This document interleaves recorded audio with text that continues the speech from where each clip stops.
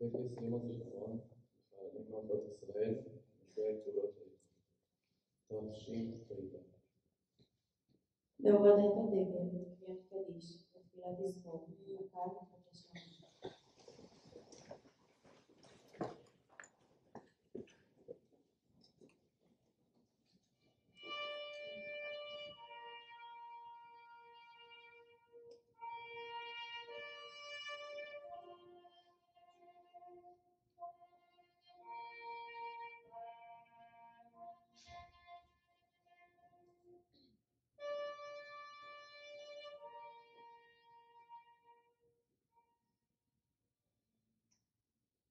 התקדש והתקדש הרבה, והאמן יברך חירותי והניף מלכותי וצפון קורבני מקרב משיחם. וחייכון ומכון מאוחד לכל בית ישראל בעגלה ובזמן פריק ויגמו אמן. יהא שמי רבה מברך לעולם ולעולם היה. יתברך וישתבח ויתפאר ויתרומם ויתעשה ויתהדר ויתעלה ויתהלל שמי קודשה בריחו. לעילם מכל ברכתה ושירתה ושבחתה ותחמתה דאמירן ועלמה ויגמו אמן. יהא שלמה רבה משמיה וחיים טובים עלינו ועל כל ישראל ויגמו אמן. עשה שלום ירומיו ויעשה שלום עלינו ועל כל ישראל ויגמו אמן. זכור עם ישראל את בניו ובנותיו, הנאמנים והאמיצים, חיילי צבא ההגנה לישראל.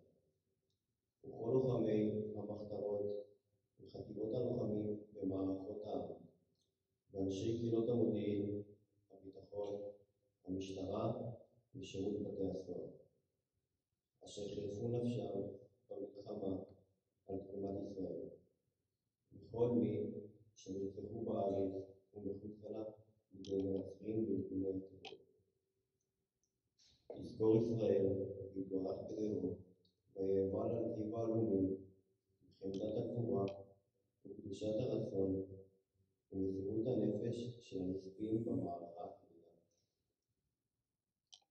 יהיו חללי מערכות ישראל, עטורי הניצחון, חתומים בלב ישראל לדור דור. הקהל מבקש לשבת.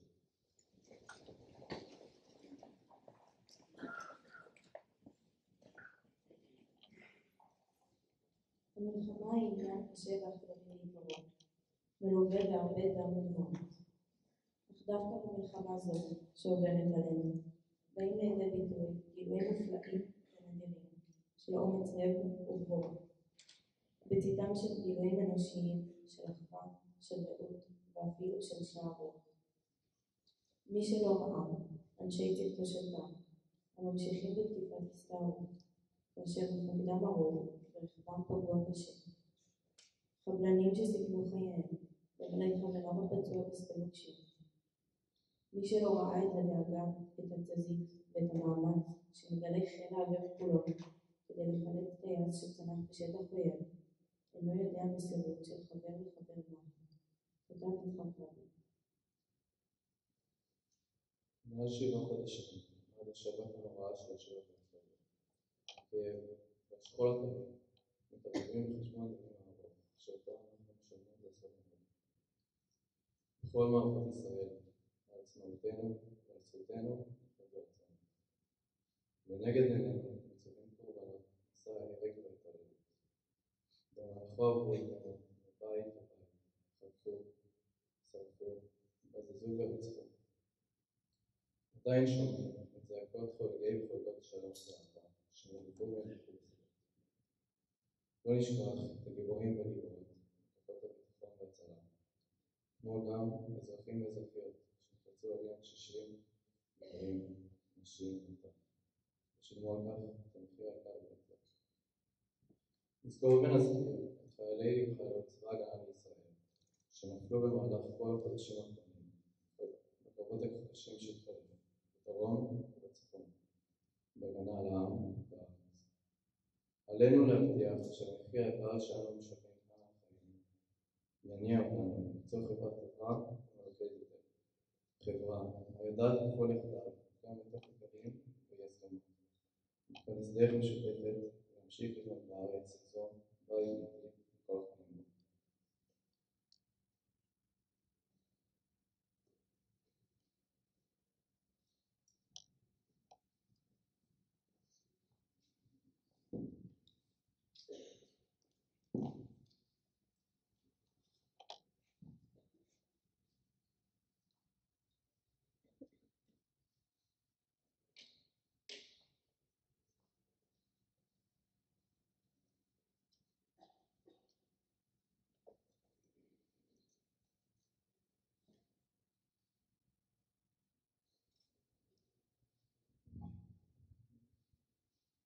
אנחנו שנינו מאותו הכפר, אותה קומה, אותה בלורית שיער, אותו חיתוך דיבור היש לומר, אנחנו מאותו הכפר, אנחנו שנינו מאותו הכפר, שדה ירוק חצינו עד צבא, בערב שבנו יחד לכיכר, כי אנחנו מאותו הכפר.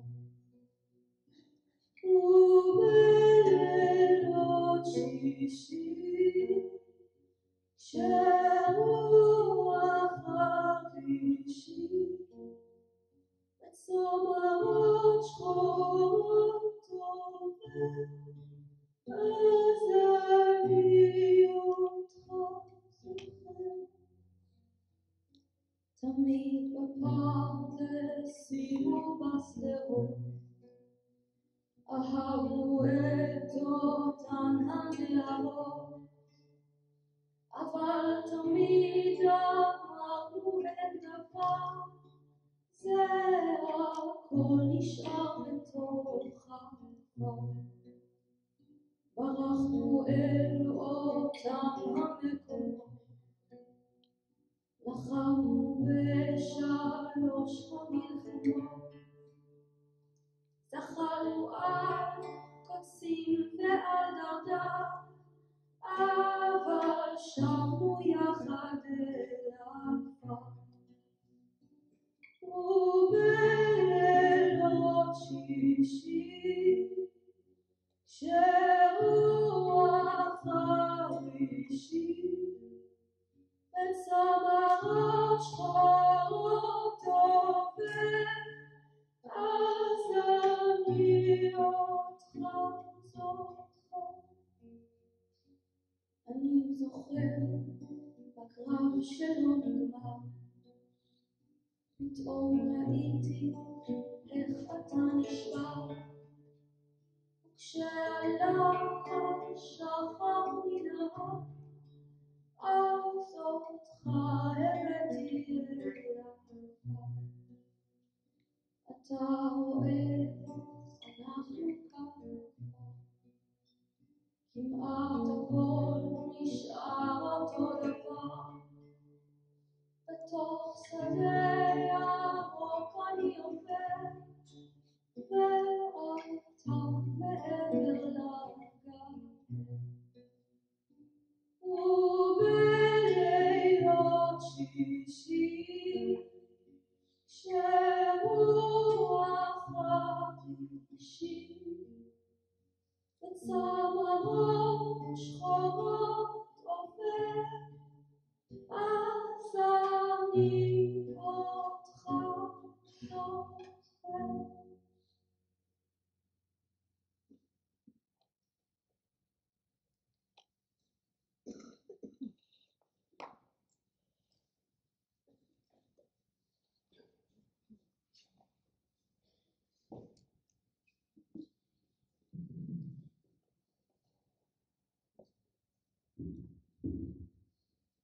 נזכור את בנינו ובנותינו, תלמידי בית ספר שיטים, אשר נפלו בעת מילוי תפקידם.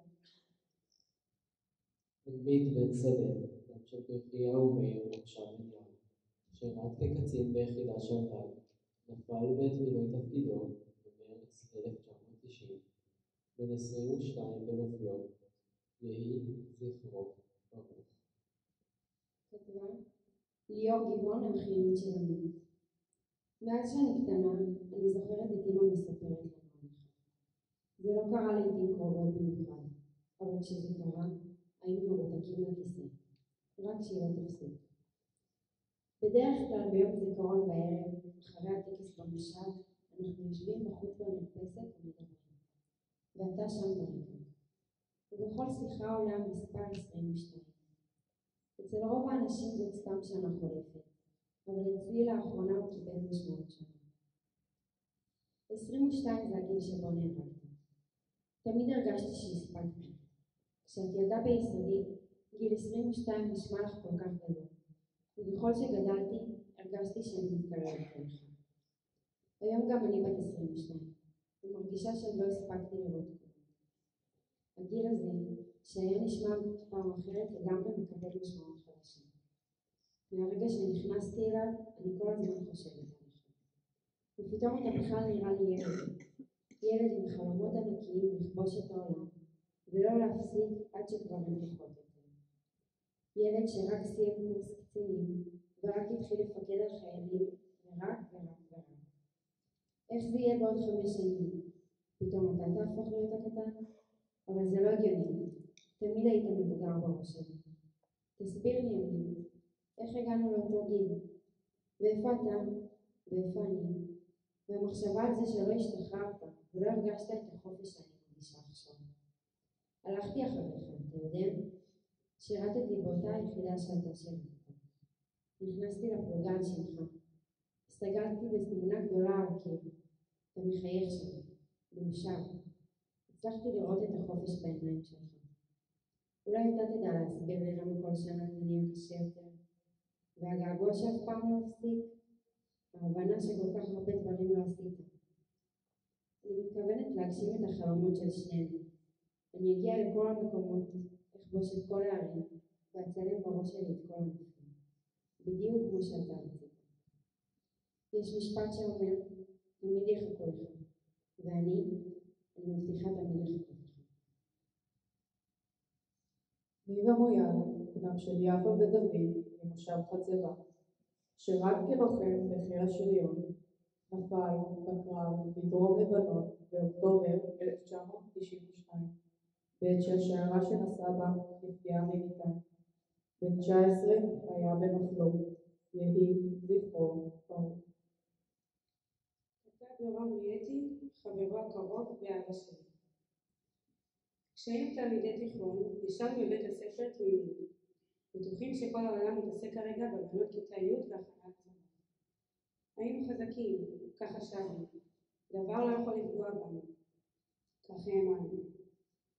ניב היה חבר קרוב, חבר אישי כזה, חבר שבריצות ההכנה לצבא היינו רצים יחד לאט מאחורי כולם. אבל ברגע שהיינו צריכים לסחוב שק חול או בולט, היינו שנינו לבדנו מקדימה. הלימודים הסתיימו, התגייסנו. כל אחד נזרק לכיוון אחר. בשבתות היינו מחליפים אינפורמציה צבאית חשובה, ובדרך שלנו שומרים אחד על השני. שבועיים לפני שניב נפל, ישבנו אצלי בחדר. הוא כמובן הגיע על אופנוע בטיסה מחצבה. נכנס ושאל, איפה העוגה של אמא שלך? הסתכלתי עליו ומלמדתי שמצבי לא טוב ואני עומד לעוף מהיחידה, כי אני לא מתפקד כחובש מצטיין כמו שמצפים ממני. מה הבעיה? הוא הסתכל בעיניו הצוחקות, אותם עיניים שכל הבנות נפלו למבטם. הנה, קח את הידיים שלי ותתחיל להתאמן עד שתצליח. באותו ערב הכנסתי לו 10 פעמים מחץ של אינפוזיה. הפעם האחרונה הייתה בעיניים עצומות. ניב גיחך. נו, עכשיו אני יכול ליפול פצוע לידך. אתה כבר מכיר את הברידים שלי. שבועיים לאחר מכן עלה ניב לנסיעה לתוך עומק לבנון למוצב קדמי. בדרך עלה הספארי שבו נסע על מטען רב עוצמה. ניב נהרג במקום עם עוד 8 לוחמים. בצוות החילוץ היו 2 חבר'ה מהמחזור בשיטים. הם לא ידעו שניב שם, אבל שעטו עם הרכבים להציל את החיילים הפצועים. בלילה של אותו יום חזרתי ממסע של 30 קילומטר. במעל התחילו השמועות שיש הרוגים בלבנון. מאיזו יחידה? שאלתי. גבעתי אמרו. ואני בחישוב מהיר אמרתי, תודה לאל, אני לא מכיר אף אחד מגבעתי. יותר מאוחר כבר דיברו על שריון שהיה בכוח. בבוקר של אותו יום שמעתי ברדיו את מה שלא רציתי לשמוע. בבעייתו שלי במויאל תצא ממושב חצבה. זהו, נלמדתי לעצמי. מעכשיו נגמרו לנו חיי הילדות היפים. שבועיים מאוחר יותר הייתי על מסוק בדרך ללבנון. הובהר לנו שיש מרדף אחרי חוליית מחבלים. התארגנו ויצאנו למרדף בגשם שוטף. חלק מהחבר'ה התעייפו, האצתי בהם. אף אחד לא עוצר לחשתי. בליבי ידעתי שאני בדרך לסגור חשבון עניים. עין תחת עין, שם תחת שם, האויב לא יצא מכאן בחיים. בבוקר שלמחרת חזרנו למוצב. המחבלים לא הגיעו באותו לילה. החשבון שלי איתם לא ייסגר לעולם. ובכלל, לא חשוב כמה מחבלים הרגנו אחר כך. הרי ניב ושמחת החיים שלו לא יחזרו אליי לעולם.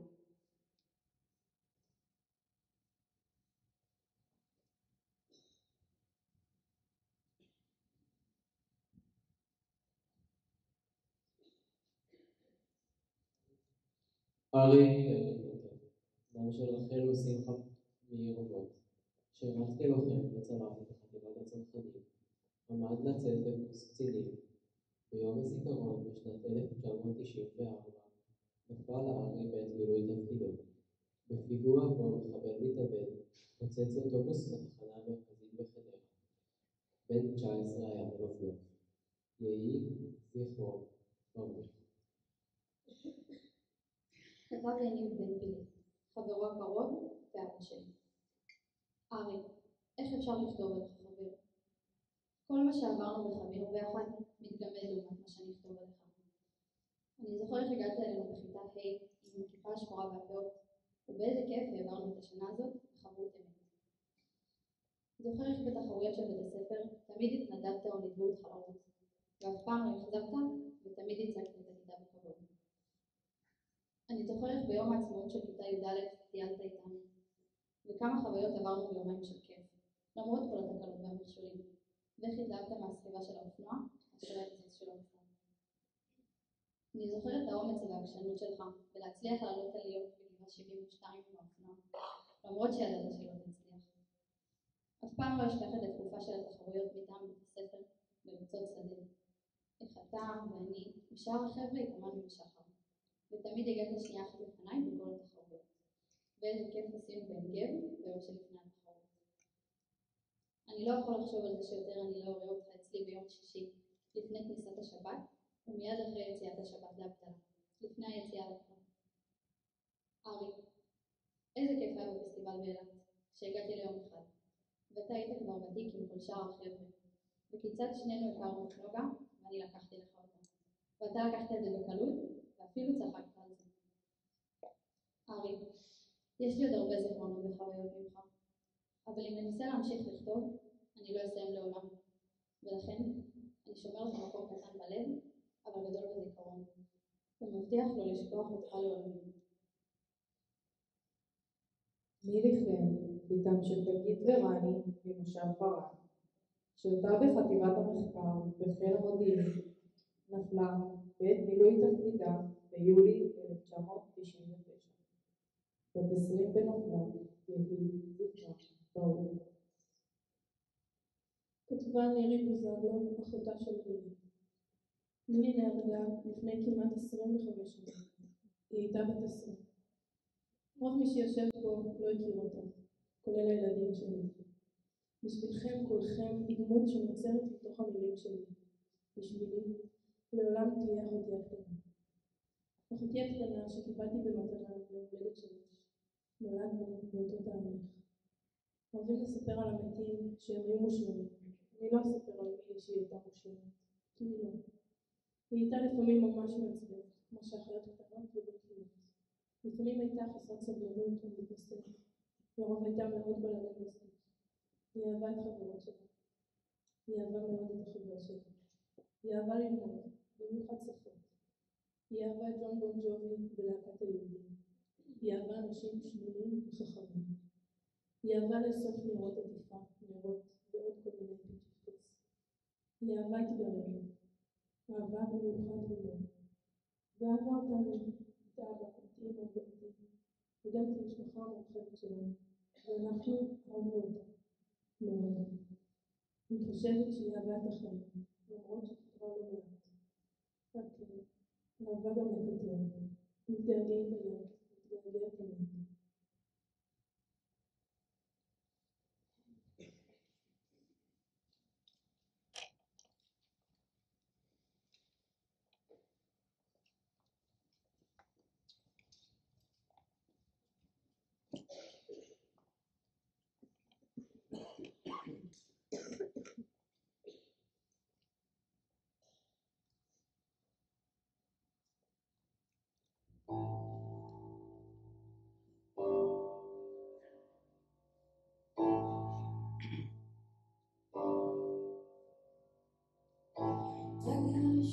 אותו בלב המדבר.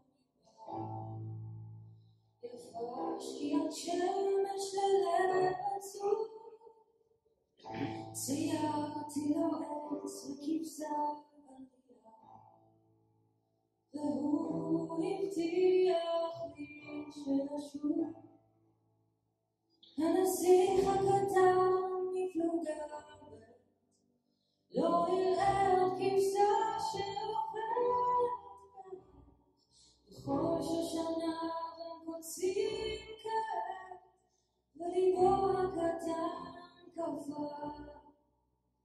כקרח. ואם אי פעם תגיעו לכאן, תדעו שכאן הוא חרש צנח, וכל הנפילה מעולם לא נשמע, בגלל החול הרך.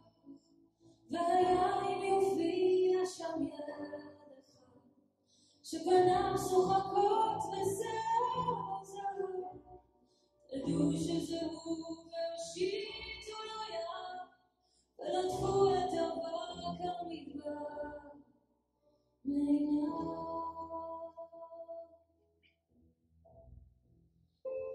ואז תעשו חסד קטן, כתבו נמהר לכל אמותינו, שיבחן קצת ולפוצה. הנסיך הקטן חזר אלינו, הנסיך הקטן מפלוגה ב' לא יראה עוד כבשה שאוכלת פרח, בכל שושנה הם קוצים כעת, וליבו הקטן קפא כקרח. הנסיך הקטן מפלוגה ב' לא יראה עוד כבשה שאוכלת פרח, בכל שושנה מתייווחות כעת, כי ליבו הקטן קפא כקרח.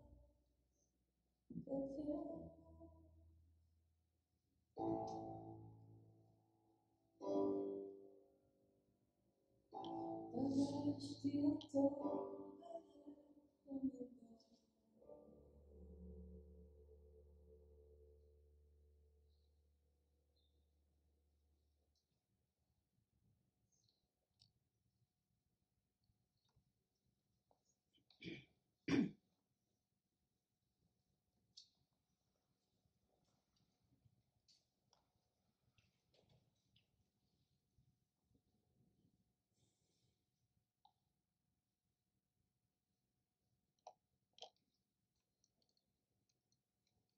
הדס, אדם שדודית ודרגה שפרה, שירד בחטיבת הצנחנים, נפל בעת מילוי תפקידו באפריל 2000, בן 21 בנופלו, יהי זכרו ברוך.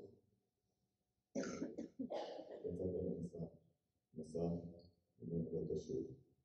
סמל ראשון, בן 21, כך על העבר כתוב. לא אליך עכשיו, לפניך, כל דרכי המדבר, לך פשוט הרוח של המרחב, ולנו רק הזיכרון נשאר. המסע שהתחלת נמשך, להסתכל בנו, אתה רוצה. מסעך הוא לנצח, ואלינו אתה לא חוזר. ואנחנו כאן, דואגים לך, ונזכרים בחיוך החם, כי אתה אולי כבר ילד גדול, אבל ילד לעולם. ואתה, שהיית חבר, איש טיולים, מסייע, הפכת להיות חלק מהבמה. ועכשיו אתה באמת איש מדבר, ואתם תושבי דברם, אם תראו ענן הבא שבראשו נוקס, תדעו שזה חבר שלי, קוראים לו ניר הדס. רותם שנים, בנם של אורה ופטר ממושב עניין. הותיר אחריו אישה וילד, שירת בקבע כקצין ביחידת הניהול 5515. נפצע באורח קשה בתאונה ומת מפצעיו באוקטובר 2001. בן 32 היה במותו, יהי זכרו ברוך. כתב רונן ברנדל, חברו הקרוב ואבא שלי. רותם היה חבר. מהרגע שהגעתי לעניין, בגיל 14, הפכנו לחברים טובים. כמו דבק, פורשים את שבילי המדבר על אופנועים, ברגל, שעות על שעות של אבק וחוויות משותפות. שותפים לכל מעשה קונדס וניסיונות של נערים מתפטרים בערבה. שותפי סוד להכל. דברים כשרים ולא כשרים. היינו ברדקיסטים די גדולים. כשבגרנו, המשכנו להיות חברי אמת.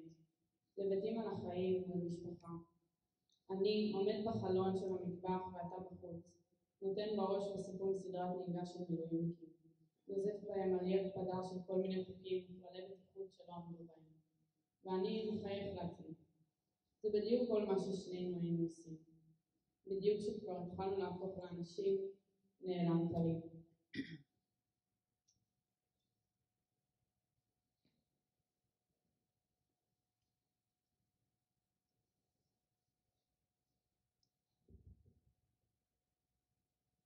דבר בן אליהו, בתם של עזת ואור בן יורשה פרה.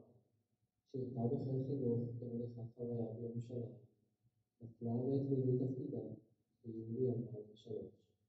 בפיגוע והתאבדות של מחבל בירושלים. בת 20 בנופלה, יהי זכרה ברוך. כתבה תמר עדי, חברתה הקרובה של תמר. פגשתי את תמר בכיתה א'.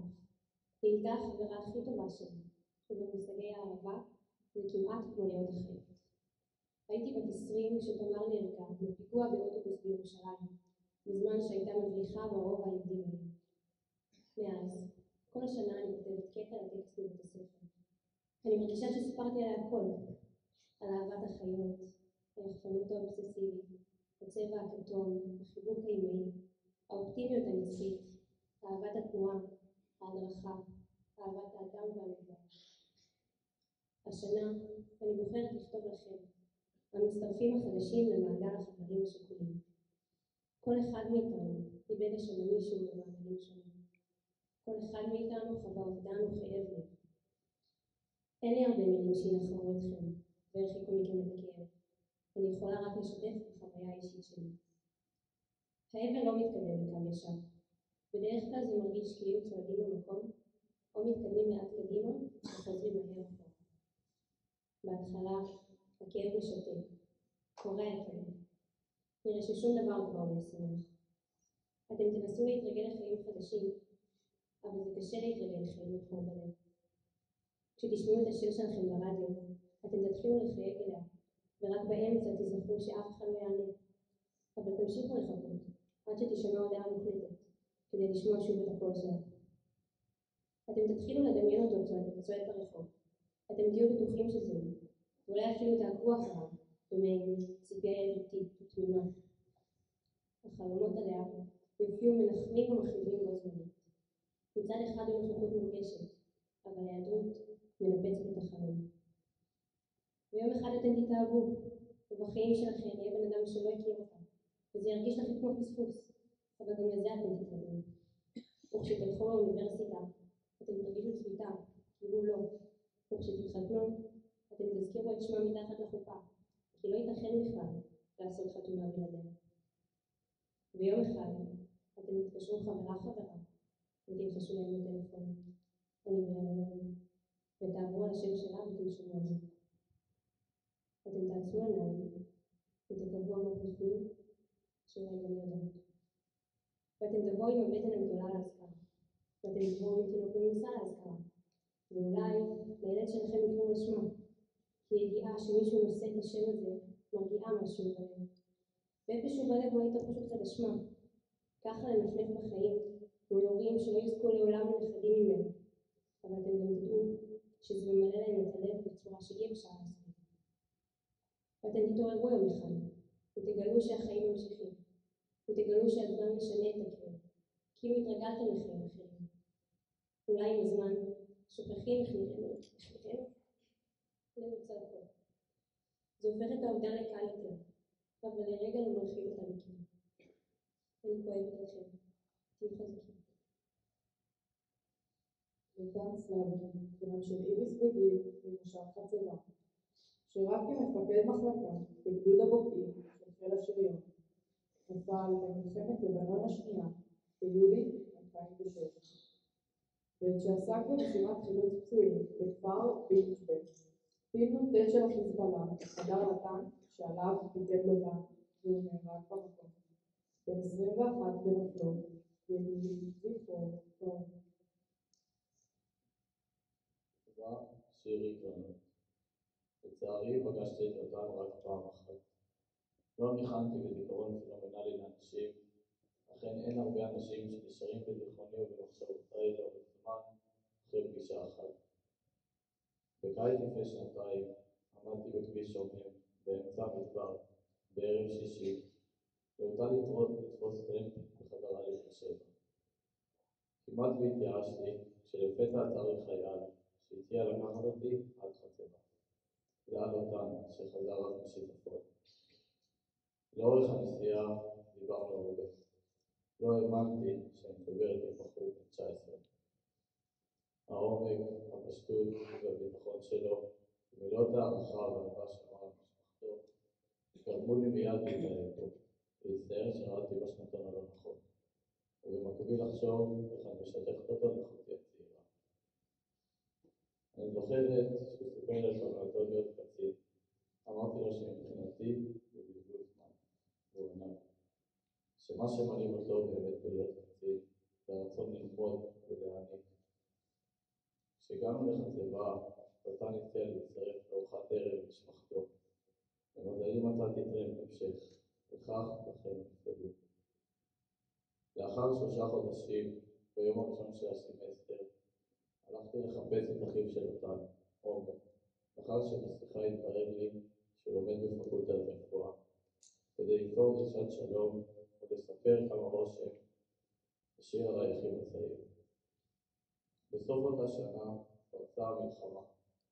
באחד הימים ראיתי את הידיעה בעיתון, ראיתי את הפנים שהיו מוכרות וקראתי את השם שלא השאיר מקום לספק. לצערי פגשתי אותו רק פעם אחת.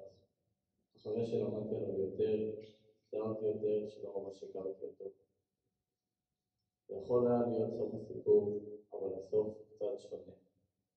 מעט לאחר המלחמה חריתי, ובמהלך ההיריון לא ידענו את מין העובר, ולא ידענו איזה שם להעניק לו או לה שיוולדו.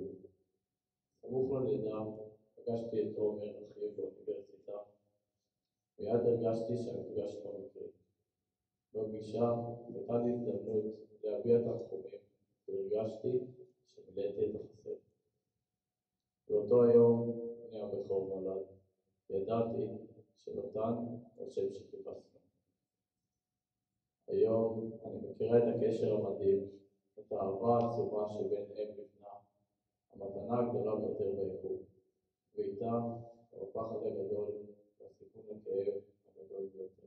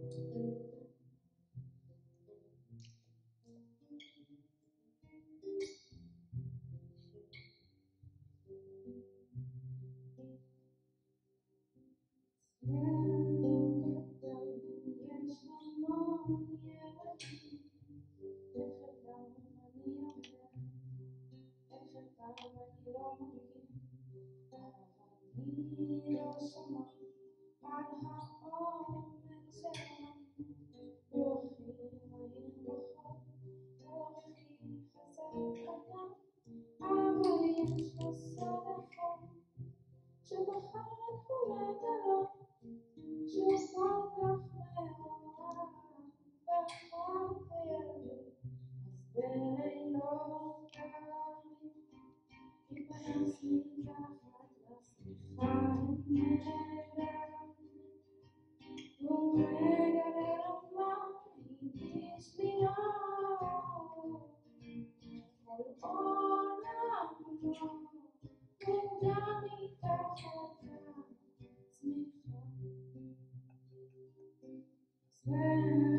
בבוקר יש הרבה חברות, יש כאלה נחשבים, יש כאלה שפחות, אבל מי לא שמע על קופצי נדנדות, מרים להם כפיים, מלמדים אותם לדחות, מורמים על נס הדגל, גאוות כל האזור, רק לפעמים כשהם קופצים רחוק, הם שוכחים לחזור, אז בלילות קרים, ייפנס מתחת לשמחה המדבר, והוא מגלה לו מהי בשבילו, כל עולמו הוא גם מתחת לשמחה.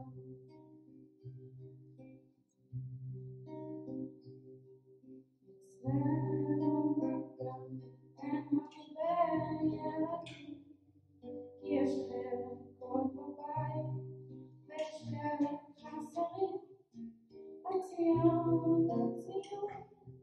ושלחנו להורים שמחכים להם בדרך, כי עוד רגע הם חוזרים.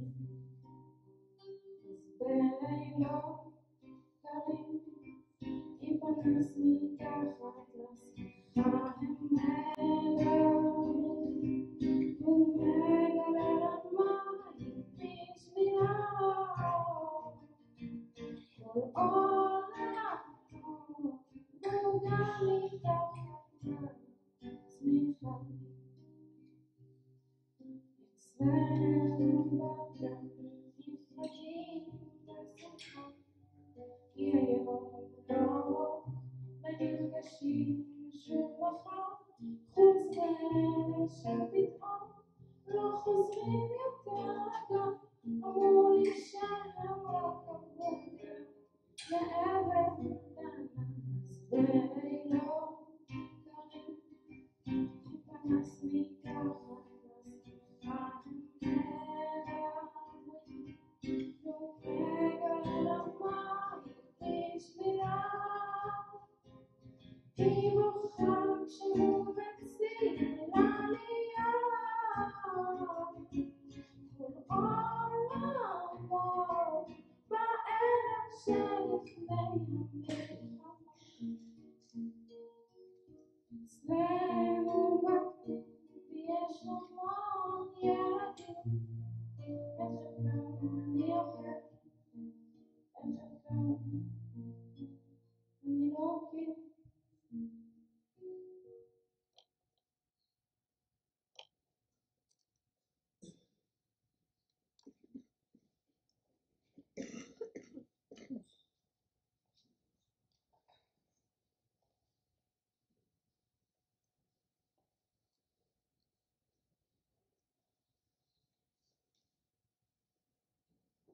אוהד כהן, רב של מיכל ומשה ממושב עידן, שירת ביחידת שת"ל, נפל במלחמת חרבות ברזל ב-7 באוקטובר 2023, בעת שהלכה עם חבריו בקרב על קיבוץ בארי, בן 21 בנופלו, ויהי זכרו ברוך. חצרת ניר, אחותו של אבא שלי, אח שלי. בסיוטים הכי גדולים שלי, לא דמיינתי שאני אשב פה, אכתוב עליכם, וכל זה יהיה בלשון התורה. כבר מעל לשבועיים שניסיתי להביא את עצמי לכתוב משהו, כמה מילים, לפרידה, ולא הצלחתי, פשוט לא הייתי מסוגלת, ועכשיו אני מבינה למה. זה פשוט כי אני לא רוצה להיפרד, אני רוצה שתופיע בדלת, ביום שישי בצהריים, אחרי שבוע קשה ביחידה. תביא לי עם הפרחים ותשאל אותי, נו שמנה, איך עבר השבוע? אני רוצה שתכעס עליי על זה שאני לא מסדרת את הבית, ועל זה שבמקלחת יש דברים של בנות. אני רוצה שתבוא עם אופיר לשבת, ונשב בארוחת שישי, ונצחק כולם ביחד, כאילו הכל כרגיל. אני רוצה שתזרוק את אור באוויר ותצחיק אותו, ואנחנו נסתכל מהצד. אני פשוט רוצה אותך פה. בראשון, בשעה 5 בבוקר, הגיעו אלינו המודיעים. אתה יודע כמה אני שונאת בוקר. התעוררתי מהדפיקות שלהם, ופשוט לא רציתי להאמין. בחרתי להתעלם. כשהדפיקות לא הפסיקו, הבנתי שזה אמיתי. זה לא חלום, וזה לא בדמיון שלי. זה סיוט. הסיוט הכי נורא שקיים. לפני הרבה זמן אמרת לאמא, מה אמא? את לא יודעת מה ראשי תיבות של שז"ל? שירות ללא דאגות. אתה הוכחת לנו שזה לא נכון, אפילו לא קצת נכון. אוהדי שלי, לכל מקום שהלכתי ואלך, תמיד מכירים אותי בתור אחותך. תמיד בא אליי איזה מישהו שאני בכלל לא מכירה. את אחות של דודי, תמסרי לו דש. פעם הייתי מתעצבנת מזה, וכועסת שכולם רואים אותי רק בתור אחותך. והיום אני מבינה שלהיות אחותך זה גאווה. אני מבטיחה לך שכל פעם שאומרו לי את זה, אני אתגאה בכך. אני מבטיחה לך שאמשיך להפיץ את האור שלך ואת טוב בלב שלך. אני מבטיחה לך שאני אספר עליך לכל מי שרק ירצה לשמוע, שכולם ידעו איזה גיבור אתה. אני מבטיחה לך לשמור על אופיר. אני מבטיחה לך שתגייס לצבא ואת רוב המדינה. אני מבטיחה לך שהילדים שלי יגדלו בידיעה שיש להם להיות גיבור, קיבל את החיים שלו בזמן שנלחם בשביל המדינה שלו והציל חיים של אנשים. לנצח אחי. גלי הוא איש שבוטאי, בנם של אושר ורבי במושב צופר, שירת בסיירת הנחל. נפל במלחמת חרבות ברזל ב-7 באוקטובר 2023, בעת שלחם עם חבריו בקרב על מוצב סופה. ב-21 בנופלו, יהי זכרו ברוך. כתבה אביב בדודה של גלי. גלי שלנו. אהוד בנאי פותח את שירו במשפט, מאז שעזבת הרבה השתנה כאן. דברים השתנו מאז אותו הלילה. הלילה שהקצינים הגיעו לבית שלך, ובישרו לנו את הנורא מכל.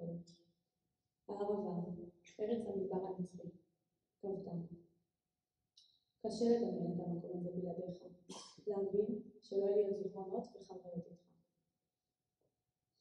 צריך לפגוש אותך כדי להבין, לפגוש אותך ולראות את הבן אדם עם העיניים המקסימות והירוקות, שברגע שהן מסתכלות עליך, אתה מרגיש שגלי מבין אותך ומכיל אותך.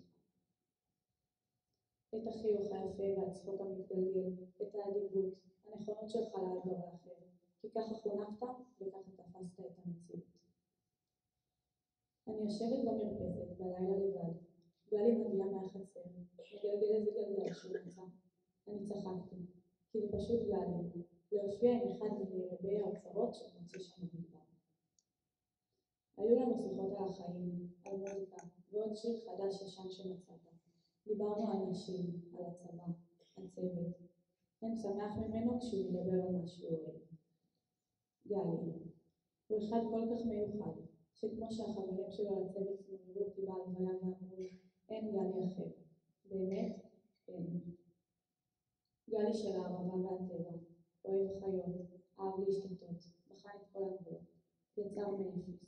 לאן שאני לא מביטה, אני רואה משהו שגלי הכין, או מצא, וחידש. בתחילת המלחמה חשבתי, גלי חי, הוא מצוין בשטח, בטח מצא מסתור. הרי גלי הבחור עם הכי הרבה מזל שאני מכירה, הוא סוג של קוסם. אבל גלי בחר להעביר את המזל שלו הלאה. במוצב סופה התעורר בין הראשונים, ליווה אנשים למרחב המוגן, רץ בין החדרים, אסף פצועים שנשארו בחיים וחזר להילחם. כמה אירועי, ככה כואב. זה כואב. אני מדמיינת אותך גלי, בא לטלטל אותי מהכתפיים, עם החיוך הענקי שלך והצחוק המתגלגל, וצורח עליי שהכל בסדר. אתה רוקד, ויש לך פטיפון ענק שם למעלה עם כל המוזיקה שאתה אוהב. סבא איתך רוקד עם כוס של יין להמתלה. אנחנו בחיים לא נשכח אותך אהוב שלנו. נמשיך את הדרך שלך כמו שהיית רוצה בדיוק. נשמח את השמחה שלך, ננציח אותך, כך שכולם ידעו איזה בן דוד גיבור, שבחר לא לשכוח לעזור.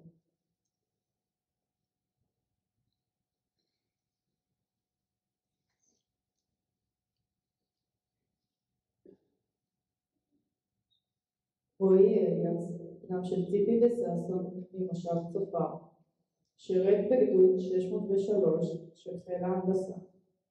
נפל במלחמת חרבות ברזל בנובמבר 2023, בעת שלחם חבריו בקרב בח'אן יונס. בן 21 מנופלו, יתיר זכרו ברוך. כתבה סתיו, אחותו של רועי, אהוב שלנו. לא נצטרך שאנחנו פה, מדברים עליך. רק אתמול נולדת, ילד מתוק ושבוע, מתקלמים שלא ידע מה זה פחד. היית בורח מהגן הביתה, בידיים שלי, רץ, מטייל, עושה כל מה שאוהב. גם כשנפל, תמיד כאן. גדלת להיות גבר עם לבנה, שתמיד חושב על כולם, לפני שחושב על עצמי. חושב תמיד איך להעניק ולעזור לאחרים. בקו חברים, דואג שלא יחסר כלום לאף אחד. תמיד אוהב לפלוגה שלו, מביא אוכל, בשר הביתה, שתייה וחטיפים. דואג שלא יתרום.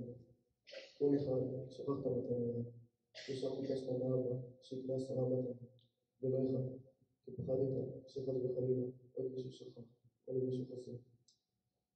היית הולך למשימה, למרות שאף פעם לא רקדת ולא שתית, אבל היית שם כדי לדאוג לאדם, עומד בצד וגונן בשקט, בודק שמגיע, אפילו שלפעמים שידעת תמונת קטנות של ההורים, זה היה לטובתם.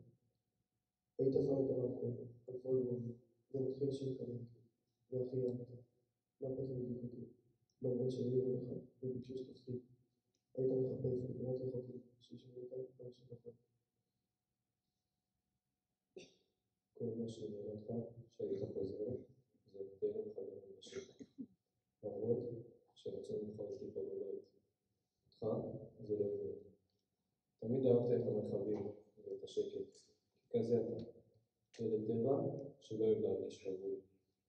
ובכל פעם שנסעת לקניות עם ההורים, או שאם היית בחו"ל, לא עניין אותך שום דבר, חוץ מנהלי כדורסל. מאז שהיית ילד, אמא הייתה קונה לך בגדים, כי ידע שזה לא מעניין אותך, רק הכדורסל. היית שחקן נשמה, חיכית רק להשתחרר כדי להמשיך לשחק בנבחרת כדורסל. בכל משחק, הכדורסל שלך, תמיד אבא ואורלי היו האוהדים הקבועים, ובאו לכל משחק שלך, לקחו והחזירו אותך. ועכשיו, הרנג'ר עומד, כבר חודשיים מחכה שתיסע עליו, שתטייל בשטח כמו שתמיד אהבת. אהוב שלנו, לא נתפס שאנחנו צריכים לדבר עליך, בלשון הבא, להספיד אותך. רק לא מזמן חגגת יום הולדת 21, ולעולם זה 21.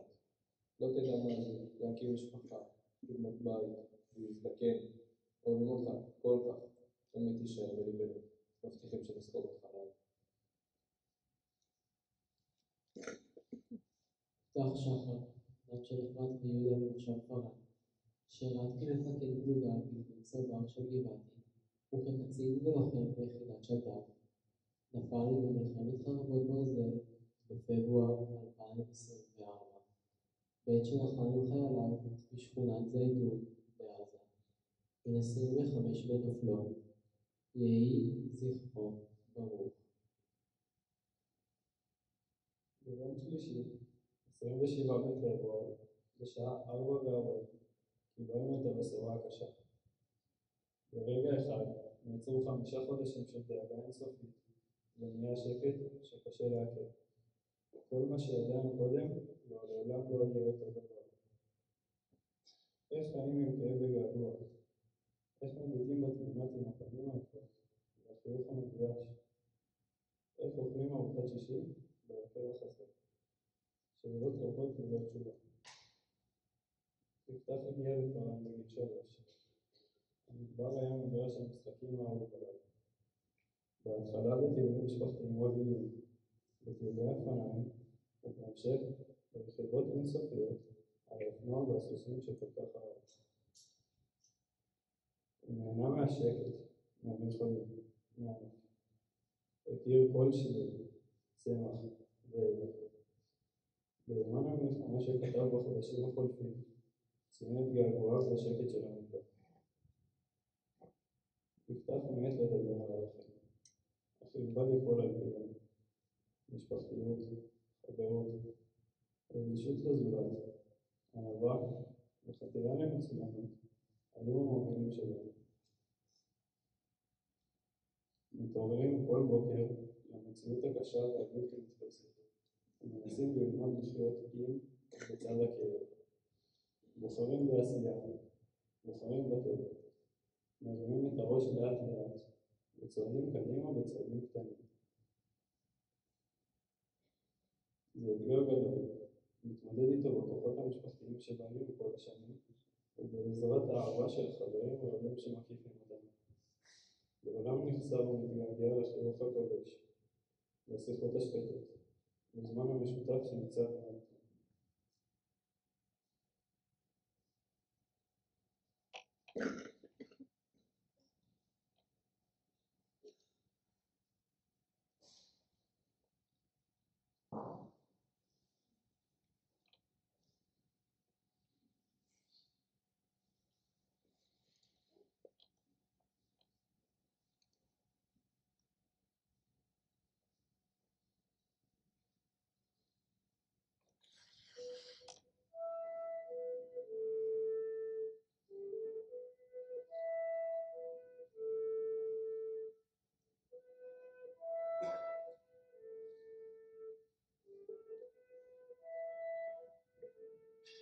לילה, תביט אל הכוכבים.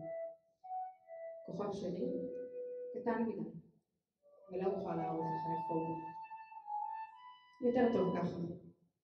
הכוכב שלי יהיה לך אחד הכוכבים, ואתה תאהב להסתכל על הכוכבים. כולם יהיו חברים שלך, ואני רוצה לתת לך מתנה. לבני האדם יש כוכבים שונים זה מזה. אלה שיוצאים למסעות, הכוכבים להם הם מורי דרך.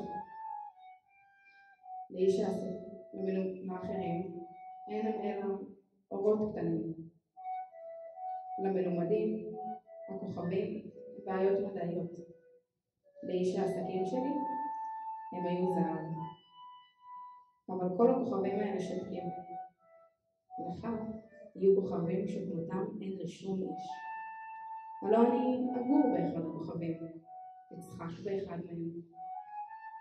ועל כן, בלילה, כשתביט לשמיים, ידמה לך שכל הכוכבים צוחקים. לך יהיו כוכבים שיודעים לצחוק, ואחרי שתתנחם, תשמח שהכרת אותי.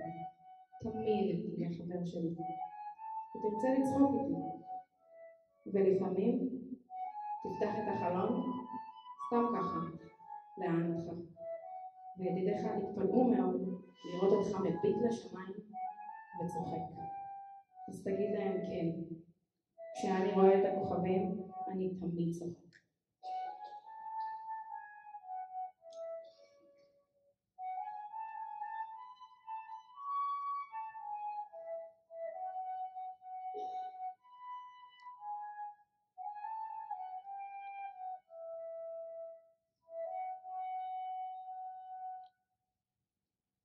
בשירת התקווה, הקהל מתבקש לעמוד.